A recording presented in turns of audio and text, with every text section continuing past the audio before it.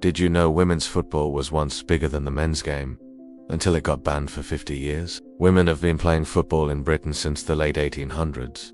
By the 1890s, matches drew crowds of thousands, but the sport truly exploded during World War I. With men fighting overseas, women filled the factories and the football fields. One factory team, Dick Kerr Ladies, became legends. They were workers at a munitions factory in Preston, who played matches to raise money for wounded soldiers, and people came in droves.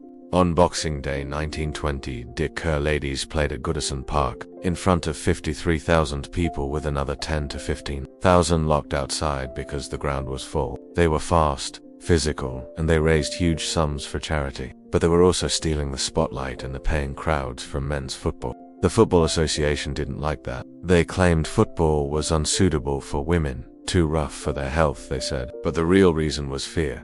The women's game was getting too popular. So in December 1921, the Football Association banned women's matches from being played on any league ground. Just like that, the best women's teams had nowhere to play. It didn't matter that they filled stadiums and raised money for the war effort. They were shut out overnight.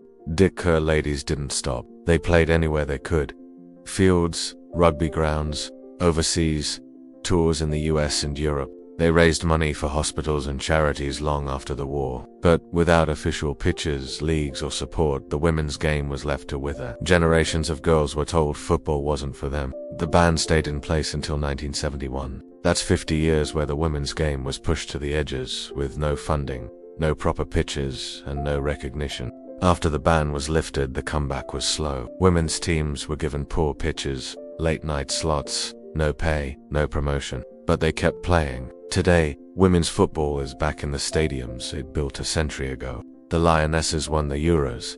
Crowds pack Wembley and young girls can dream of playing professionally, something that was stolen for 50 years. So next time you watch the Lionesses, remember, women's football didn't just grow slowly. It was banned when it was at its peak and it came roaring back anyway.